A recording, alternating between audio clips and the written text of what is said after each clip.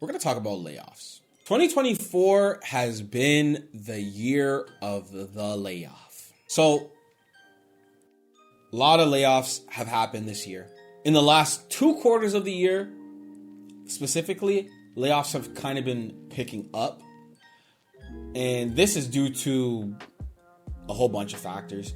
2 main factors I would say is inflation. Inflation is causing prices to go up, stagnating people buying things, and it's causing companies to just lay people off because they just can't afford it. That's 1.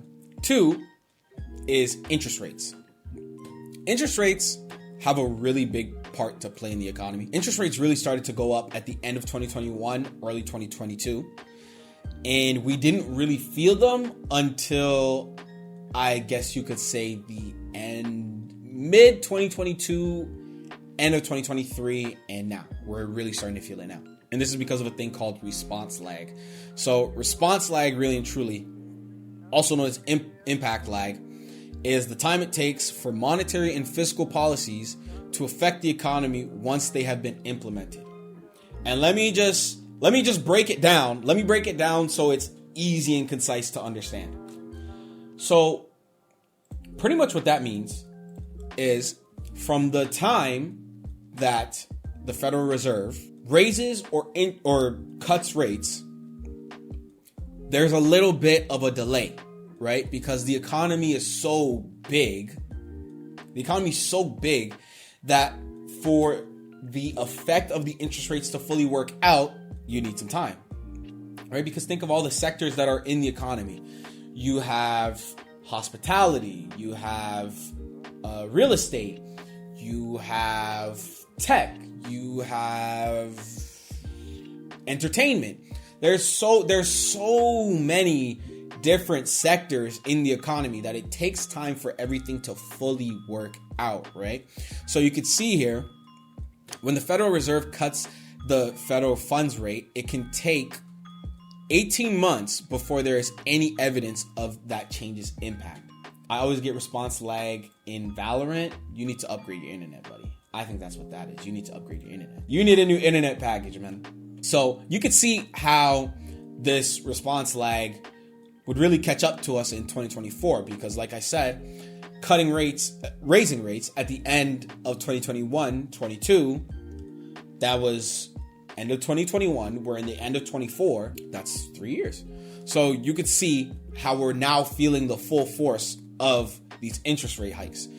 Interest rates are slowly starting to go down, but response lag. It takes a while for these things for these cuts to fully go through the economy and to stimulate to stimulate economic growth.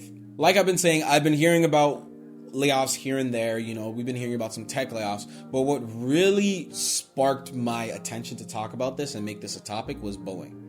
Boeing is to lay off over 2,500 workers in the U.S., part of sweeping cuts. So you can see they're going to lay off more than 2,500 workers in multiple states and cities. So Washington, Oregon, South Carolina, and Missouri.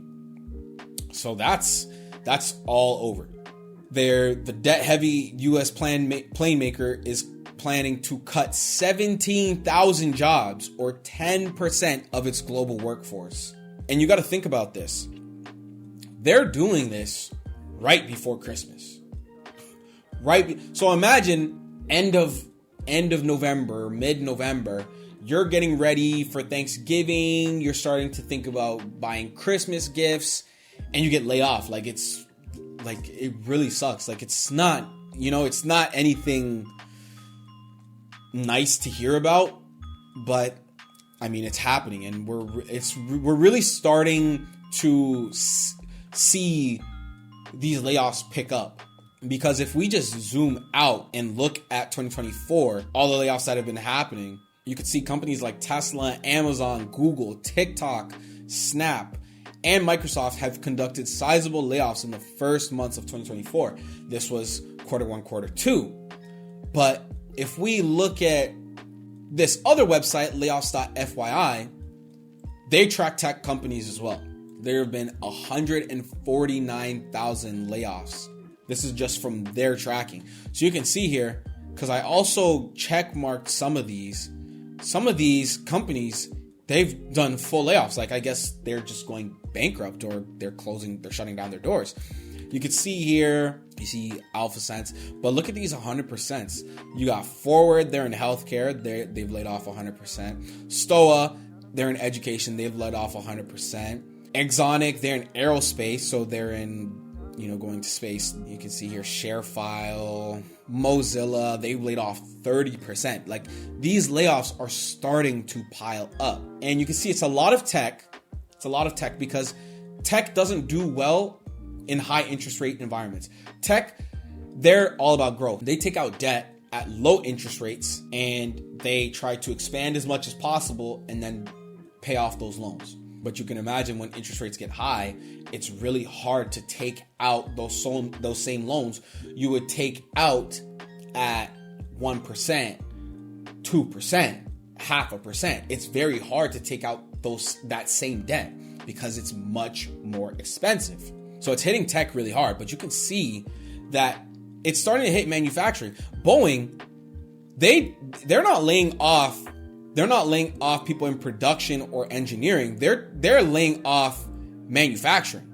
Like I was saying before, Toyota subsidiary, they're looking to close their largest US plant. They're cutting 1,300 jobs. So you can see there's layoffs are starting to pile up, right? And this is just 2024. We don't know what 2025 has in hold. We don't know if these are going to continue or if they're going to cool down. But we really just have to watch. We have to wait and see. It sucks, man.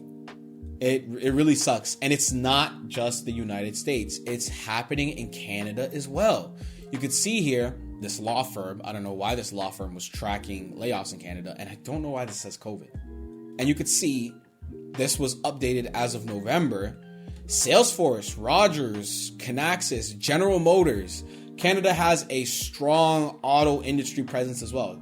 Just relaying back to the second story we were talking about on tariffs. That's why they're slapping these tariffs on. Things are getting kind of crazy. AMD, Booking Holdings, Audi, Nissan. Nissan is in a world of trouble. I might talk about Nissan next week. Nissan is in some really bad trouble. Some report they came out with from themselves. They actually said this. They have roughly 12 to 14 months of leeway before they have to start making aggressive cuts.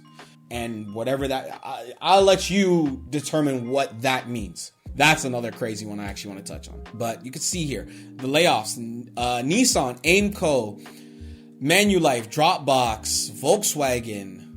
I don't know if TikTok is on this list, but there also was a news story on TikTok. TikTok just closed their whole Canada branch, I guess because they don't want TikTok here anymore. So all those people that worked at TikTok Canada, let me see if I can find it. Just so you guys see, I'm not lying. I am not lying. Like, this is true. Canada orders TikTok to close offices over security risk. So imagine that all these people that work for TikTok Canada are just getting laid off. They're closing their doors. We have to really wait and see what is going to happen in 2025 if layoffs are going to continue. Hopefully they slow down, but this whole Doge commission it's not looking good for layoffs either, because this is going to be layoffs in another sector, government jobs, the public sector. And there are a lot of people that are employed in the public sector. So you can imagine if they're starting to be slashes in the public sector, that could trigger a full-scale recession. I don't want to be the doomer. I don't want to be Mr. Gloom and Doom. But from the reports that we are getting from the Doge Commission, what a name, the Department of Governmental Efficiency, they themselves came out and said they're hoping to institute large-scale layoffs to federal employees and force civil servants to work in their offices 5 days a week. They're looking to cut back on spending, get people back in the office, and they're going to do this through, I guess, audits and assessments. So we really have to see how this is going to pan out. This sucks. Hate to see people lose their jobs, especially right before Christmas. It's never something you really want to see.